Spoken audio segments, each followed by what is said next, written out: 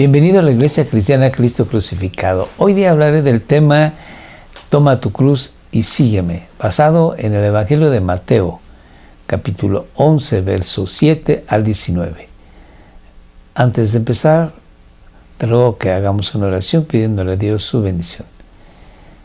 Bendito Dios, te damos gracias en el nombre de nuestro Señor Jesucristo, porque Él nos ha llamado para servirte, amarte.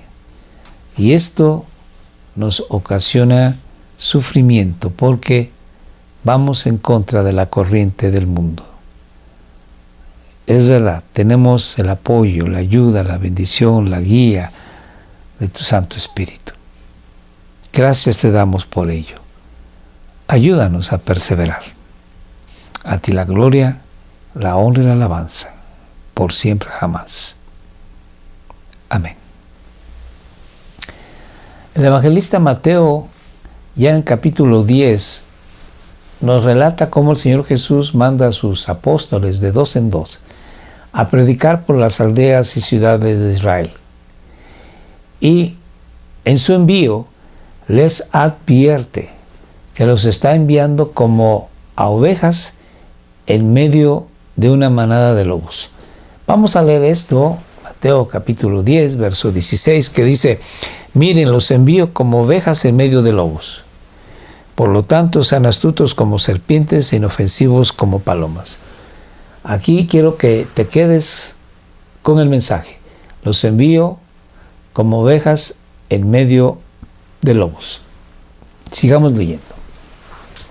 En 10:22, Jesús prosigue advirtiendo: y todas las naciones los odiarán ustedes por ser mis seguidores. Pero todo el que se mantenga firme hasta el fin será salvo. Aquí lo importante es, todas las naciones nos odiarán por ser servidores, seguidores de Jesús, discípulos de Jesús. Sigamos leyendo. Mateo 10:28. No teman a los que quieren matarles el cuerpo, no pueden tocar el alma. Teman solo a Dios, quien puede destruir tanto el alma como el cuerpo en el infierno. Nuevamente, aquí vamos a poner atención en no teman a aquellos que pueden matar el cuerpo. Sigamos leyendo. En 10:36, el mismo capítulo, Jesús termina diciendo: sus enemigos serán los miembros de su propia casa. En un solo capítulo, el Señor Jesús da 4 advertencias. La primera advertencia es: los envío como ovejas en medio de lobos. La segunda advertencia: las naciones todas los odiarán porque son mis discípulos. La tercera advertencia: no teman a aquellos que pueden matar el cuerpo. La cuarta advertencia: los enemigos del cristiano están en su casa, porque los que de la familia no sean cristianos no nos van a comprender, nos van a señalar, no estarán de acuerdo con nosotros, dirán que somos hombres y personas religiosas. Y el Señor Jesús sigue advirtiendo. Ahora en el capítulo 11, en el verso 6 dice: no se escandalicen, bienaventurado es el que no se escandaliza de mí. No se escandalicen de mí. Sigue advirtiendo, porque vamos a sufrir por causa de su nombre. Y terminamos ahora con el capítulo 11, verso 12, que el Señor Jesús en 6 advertencias nos dice prácticamente lo mismo. Leamos. Desde que Juan el Bautista comenzó a predicar hasta ahora, el reino de Dios avanza a pesar de sus enemigos. Tenemos enemigos. La gente que no es de Dios pondrá obstrucción, pondrá un stop, un alto, nos perseguirá, nos señalará, nos enjuiciará, porque nosotros somos hijos de Dios. Termino de leer el versículo. Solo la gente valiente y decidida logra formar parte de él. Solamente aquellos que son valientes toman la cruz de Jesús y lo siguen. Y ese es el tema de hoy. El Señor Jesús no tan solamente nos invita, sino nos exhorta a tomar su cruz y seguirlo. porque aquel que no lo hace no es verdaderamente su discípulo. Así, bueno, pues vamos a empezar leyendo la sección de hoy, capítulo 11, capítulo 11, versos 7 al 19. Mientras los discípulos de Juan se iban, Jesús comenzó a hablar acerca de él a las multitudes. ¿A qué clase de hombre fueron a ver al desierto? ¿Acaso era una caña débil sacudida con la más leve brisa? ¿O esperaban ver a un hombre vestido con ropas costosa? No, la gente que usa ropa costosa vive en los palacios. ¿Buscaban a un profeta? Así es, y él es más que un profeta. Juan es el hombre al que se refieren las Escrituras cuando dicen: mira, envío a mi mensajero por anticipado, y él preparará el camino delante de ti. Les digo la verdad, de todos los que han vivido, nadie es superior a Juan el Bautista. Sin embargo, hasta la persona más insignificante en el reino del cielo es superior a él. Desde que Juan el Bautista comenzó a predicar hasta ahora, el reino de Dios avanza a pesar de sus enemigos. Solo la gente valiente y decidida logra formar parte de él. Pues antes de que viniera Juan, todos los profetas y la ley de Moisés anunciaban este tiempo. Y si están dispuestos a aceptar lo que les digo, él es Elías, aquel que los profetas dijeron que vendría. Todo el que tenga oídos para oír, que escuche y entienda. ¿Con qué puedo comparar a esta generación? Se parece a los niños que juegan en la plaza, se quejan ante sus amigos. Tocamos canciones de bodas y no bailaron. Entonces tocamos canciones fúnebres y no se lamentaron. Pues Juan no dedicaba el tiempo a comer y beber, y ustedes dicen: está poseído por un demonio.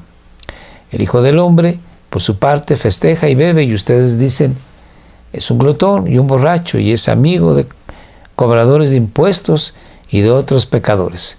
Pero la sabiduría demuestra estar en lo cierto por medio de sus resultados. Señor Jesucristo ahora nos dice que es el tiempo que Dios señaló para la salvación de los hombres.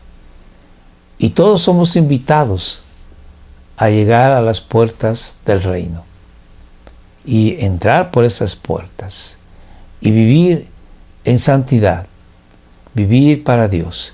Pero tiene un costo: negarnos a nosotros mismos, a nuestros apetitos, a nuestros deseos, a nuestra voluntad, y llegar a hacer la voluntad del Padre, los deseos del Padre, así como Jesús lo hizo.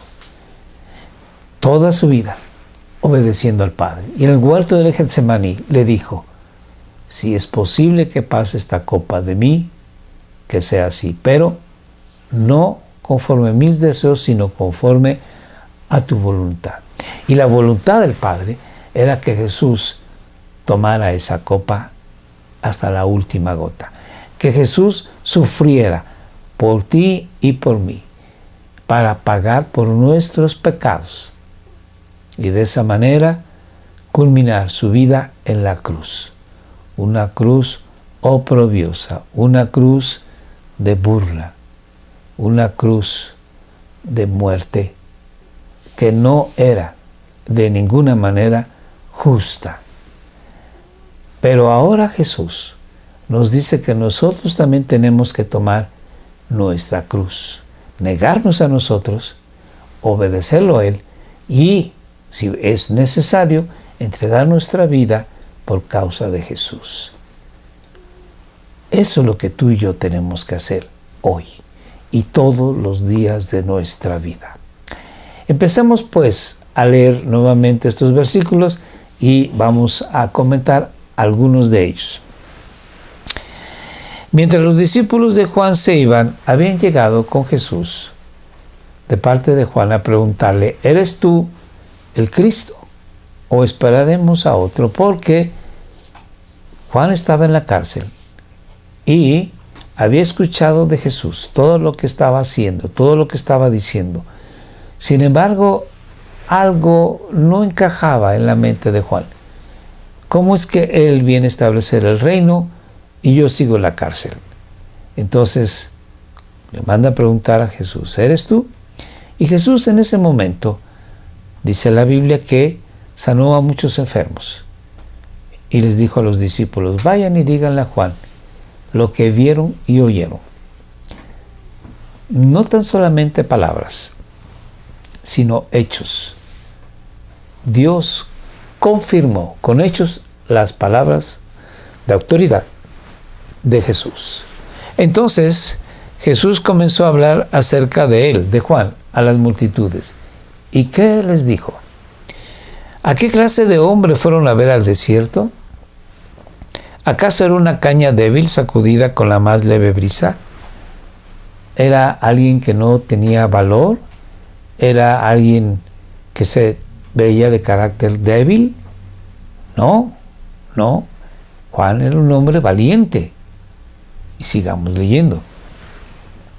¿O esperaban ver a un hombre vestido con ropa costosa? No.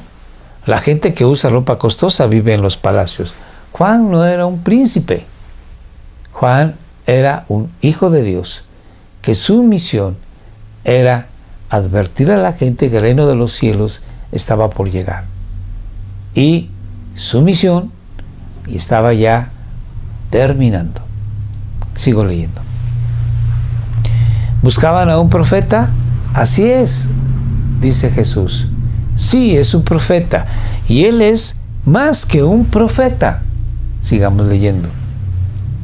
Juan es el hombre al que se refieren las Escrituras cuando dicen, mira, envío a mi mensajero por anticipado, y él preparará el camino delante de ti. Así lo dice Malaquías. Vamos a ver cómo Malaquías lo expresa con sus palabras. Miren, yo envío a mi mensajero, y él preparará el camino delante de mí. Entonces el Señor, al que ustedes buscan, vendrá de repente a su templo. El mensajero del pacto, quien buscan con tanto entusiasmo, sin duda vendrá, dice el Señor de los ejércitos celestiales. Entonces nosotros vemos que Malaquías escribe de un mensajero que iría delante del mismo Señor Dios. Y Jesús dice, Juan, es el mensajero del cual Malaquías escribió. Y todavía más, vamos a seguir leyendo lo que dice Mateo. Les digo la verdad, de todos los que han vivido, nadie es superior a Juan el Bautista. Sin embargo, hasta la persona más insignificante en el reino del cielo es superior a él. Vemos nosotros que el Señor Jesucristo dice que Juan el Bautista es superior a todos los profetas que fueron nacidos desde Génesis hasta Malaquías.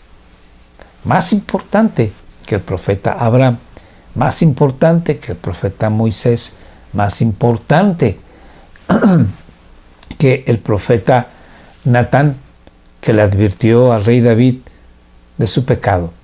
Más importante todavía que Samuel, que ungió al rey David para ser rey. Y menciono estos dos porque para el pueblo judío, además de Abraham y de Moisés, David era un personaje muy estimado. Así que Juan el Bautista es más importante que de estos profetas que acabo de mencionar, que eran tenidos en cuenta por el pueblo de Israel. Y dice que en el reino del cielo, cualquiera persona insignificante es superior a él. ¿Por qué lo dice así? Porque ahora tú y yo, que no somos profetas y que podemos ser insignificantes en el reino del Señor, somos superiores a Juan por cuanto hemos nacido nosotros en otra dispensación, en otro momento de la historia, en la gracia. Juan, él vivió en la ley y tenía que ejercer la ley más la fe para agradar al Padre. Pero en la ley, él hacía sacrificios que estaban señalando al Cordero de Dios, a Jesucristo. En cambio nosotros, ya esa sombra de la ley es para nosotros echada a un lado, porque lo concreto, lo verdadero, la luz es Jesucristo. Y nosotros ahora señalamos al mismo Señor Jesús, quien es el Cordero de Dios y perdona nuestros pecados. Y por ello nosotros somos superiores en ese aspecto. Bueno, sigo leyendo. Desde que Juan el Bautista comenzó a predicar hasta ahora, el reino de Dios avanza a pesar de sus enemigos. Ya en ese momento empezaba a haber obstrucción al Evangelio. Ya desde ese momento, tanto los escribas como los fariseos oponían resistencia, no tan solamente al mensaje del Señor Jesucristo, sino aún del mensaje de Juan, que ambos mensajes es lo mismo. Juan decía: arrepentíos, porque el reino de los cielos se ha acercado. El Señor Jesús dijo: arrepentíos, porque el reino de los cielos se ha acercado. Cuando Juan el Bautista estaba bautizando en la ribera del río Jordán, llegaron los fariseos, llegaron los maestros de la ley, los escribas, y Juan les dijo: generación de víboras, ¿quién les advirtió de la ira que viene? Porque vienen a mi bautismo. Antes bien, les dijo, hagan obras que demuestren su arrepentimiento, un arrepentimiento genuino del corazón. Entonces, Juan sabía que ellos habían llegado para ser bautizados por Juan, pero que no habían procedido a un arrepentimiento genuino y sincero. Ellos seguían siendo esas personas religiosas que procuraban cumplir la ley, pero que en su corazón eran pecadores. Y ya en tiempos de nuestro Señor Jesús, poco después, cuando el Señor Jesús está en su ministerio, encuentra enfrentamientos muy continuos con los fariseos y con los escribas. Más adelante se unen a estos los saduceos y más adelante los sacerdotes del templo. De tal manera de que, como dice el Señor Jesús, empieza a haber obstrucción, empieza a haber un choque frontal con los religiosos, un choque con aquellos que son enemigos del Evangelio y por lo tanto enemigos nuestros.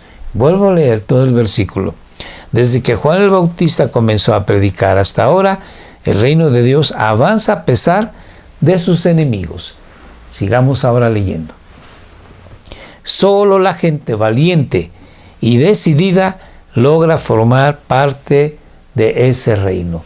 Tú y yo, que hemos decidido seguir a Jesús, somos valientes, porque de continuo sufrimos obstrucción, señalamientos, de continuo sufrimos críticas, y nosotros tenemos que seguir adelante con la gracia de Dios.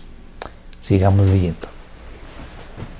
Pues antes de que viniera Juan, todos los profetas y la ley de Moisés anunciaban este tiempo, el tiempo de la gracia, el tiempo del Evangelio, el tiempo de las buenas noticias que es abierto.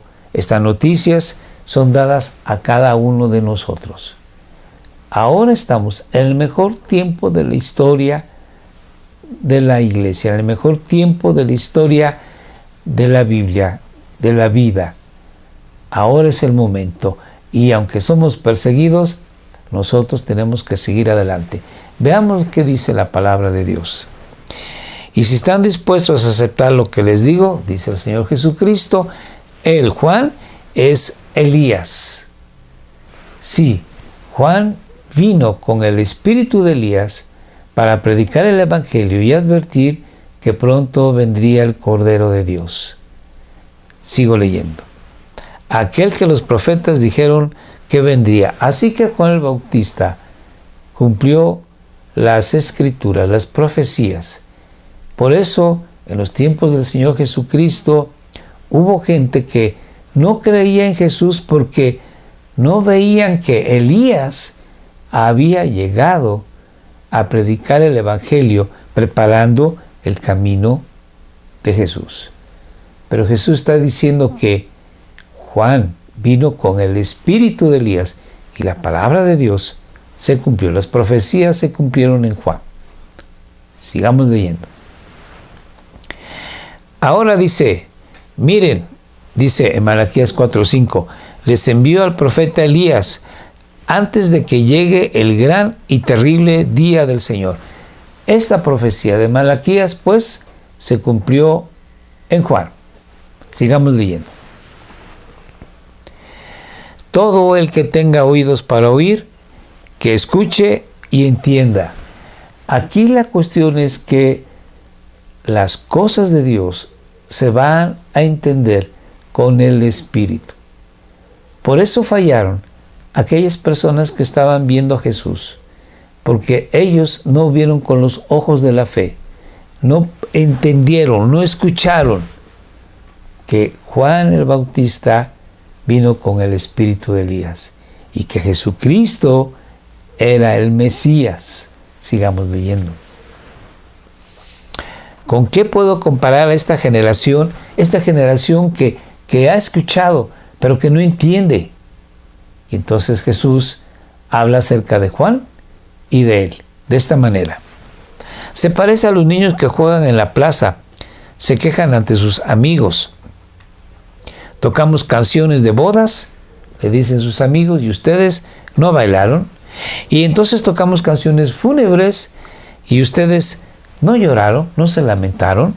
Y dice Jesús, porque Juan no dedicaba el tiempo a comer y beber, él comía miel silvestres y langostas, no ponía atención en lo que él iba a tomar de alimento.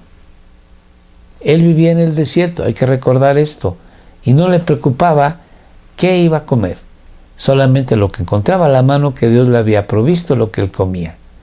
Entonces, a los fariseos y escribas les llamaba esto la atención, y decían, este hombre está loco, ese hombre está mal.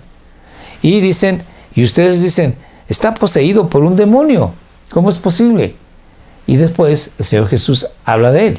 Dice, el Hijo del Hombre, por su parte, festeja y bebe, porque a él le invitaban sus amigos, Lázaro, María y Marta.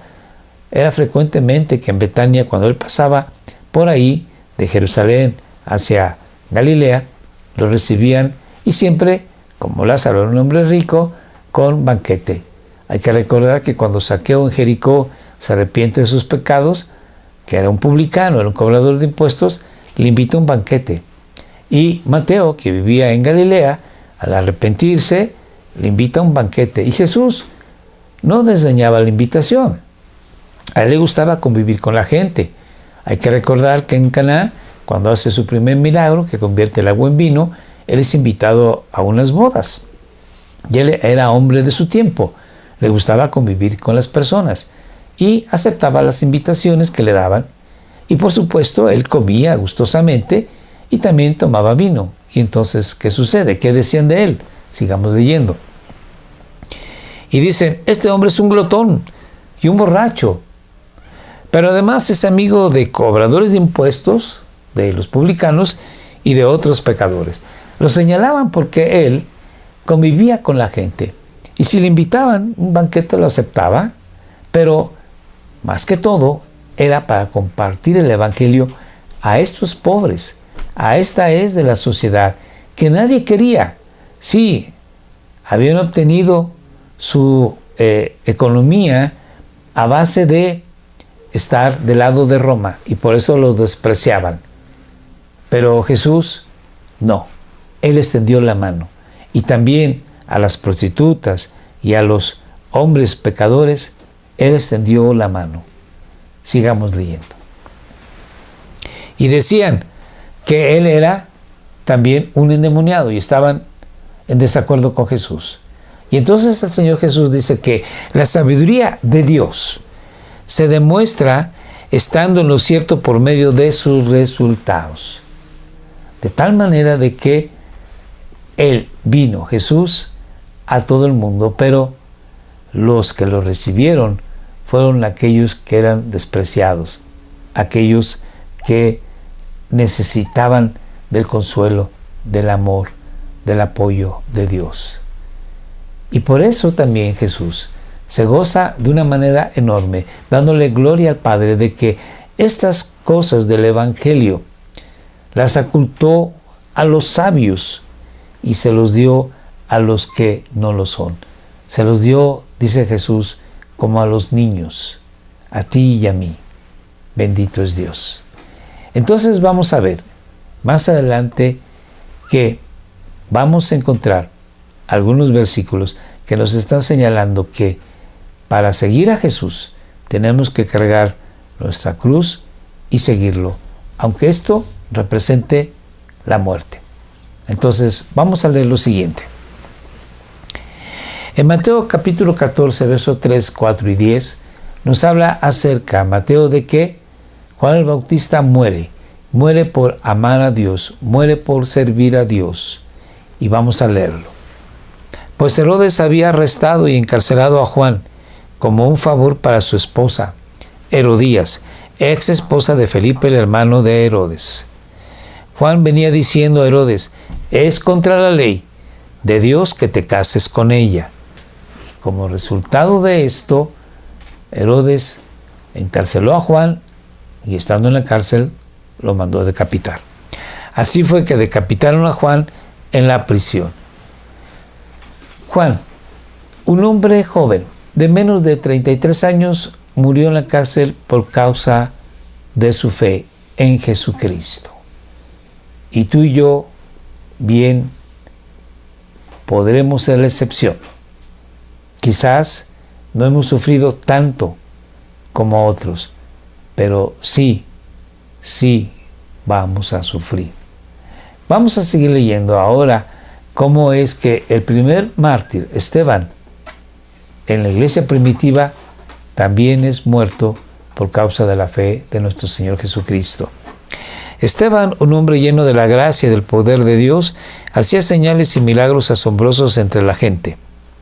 En ese momento, cuando él estaba haciendo señales, prodigios y estaba hablando del Evangelio, llegan los sacerdotes, arman un concilio y ante el concilio es juzgado. Sigo leyendo. Todos los del Concilio Supremo fijaron la mirada en Esteban porque su cara comenzó a brillar como la de un ángel. ¿Y qué pasó más adelante? Esteban, habló en el concilio acerca de cómo Dios siempre estuvo bendiciendo al pueblo de Israel, pero este pueblo le dio la espalda a Dios. Sin embargo, Dios mandó a su Hijo Jesucristo, y el colmo de la maldad es que ellos mataron a su Hijo en una cruz. Y entonces, al hablar él de esto, ¿qué sucede? Pero Esteban, lleno del Espíritu Santo, fijó la mirada en el cielo y vio la gloria de Dios, y vio a Jesús de pie en el lugar de honor, a la derecha de Dios. Y les dijo: miren, veo los cielos abiertos y al Hijo del Hombre de pie en el lugar de honor, a la derecha de Dios. Entonces ellos se taparon los oídos con las manos y empezaron a gritar. Se lanzaron sobre él, lo arrastraron fuera de la ciudad y comenzaron a apedrearlo. Finalmente lo mataron. Entonces, en la iglesia primitiva, el primer mártir, Esteban, murió por causa de su fe en el Señor Jesucristo. Y por esa época, un poco más adelante, Herodes toma a algunos de los cristianos y los echa a la cárcel. Y lo que ocurre es que manda a matar a Jacobo, el hermano de Juan. Leamos así. Por ese tiempo, el rey Herodes Agripa comenzó a perseguir a algunos creyentes de la iglesia. Mandó matar a espada al apóstol Santiago, hermano de Juan. Más adelante, el apóstol Pablo, que va a predicar a Listra, Iconio, a Derbe, ciudades de lo que ahora es Antioquía, por Turquía, ocurre que también lo apedrean. Vamos a ver. Luego unos judíos llegaron de Antioquía a Iconio y lograron poner a la multitud de su lado. Apedrearon a Pablo y lo arrastraron fuera de la ciudad pensando que estaba muerto. Pablo, el gran apóstol de los gentiles, también sufrió. no nada más latigazos, no nada más heridas, no nada más que temor de que lo asaltaran por los caminos, sino también aquí encontramos que lo apedrearon, a punto de que lo daban por muerto. Tú y yo vamos a padecer por causa de nuestro Señor Jesús. Y esto es necesario que nosotros lo sepamos para que no nos escandalicemos de Él. Finalmente vamos a ver en Malaquías capítulo 3, verso 2, que dice: ¿pero quién será capaz de soportar su venida? Hablando del Señor Jesucristo. ¿Quién podrá mantenerse de pie y estar cara a cara con Él cuando aparezca? Pues Él será como un fuego abrasador que refina el metal. Nosotros como metal tenemos que pasar por el crisol, de tal forma de que siendo nosotros oro, tenemos que quedar puros. Jesús nos quitará las impurezas, y esto es porque tendremos que atravesar el fuego del crisol. Refina el metal o como un jabón fuerte que blanquea la ropa. Así como nuestras ropas se ensucian y tienen que ser lavadas, así nuestra persona también puede pecar. Y Dios tendrá que restregarnos, tendrá que lavarnos, tendrá que limpiarnos. Y por lo tanto, también vamos a sufrir. Pero esto es para que nuestro carácter se fortalezca, para que nuestro carácter se asemeje al carácter de nuestro Señor Jesucristo. Así, bueno, pues, está la advertencia del Señor Jesús. Vamos a sufrir. Y está la exhortación de nuestro Señor Jesús. Carga tu cruz y sígueme. Que Dios te bendiga. Oremos. Gracias te damos, Señor Dios, porque no estamos solos. Tenemos tu Santo Espíritu. Tu bendición, tu guía siempre nos acompaña. Gracias en el nombre de Jesucristo nuestro Señor. Bendito eres. Amén. Gracias por habernos acompañado el día de hoy a las 6 de la tarde en nuestra reunión de oración. Si no lo has hecho, te invitamos a que todos los martes, 6 de la tarde, entres a Facebook Live y anotes tus peticiones y con gusto oraremos por tus necesidades a Dios para que Él sea glorificado. También te recordamos que estamos en YouTube, en Facebook y bueno, todos los martes, los jueves y sábados a las 7 de la noche, síguenos, comparte. Muchas gracias. Inscríbete si no lo has hecho, ve el video anterior. Que Dios te bendiga.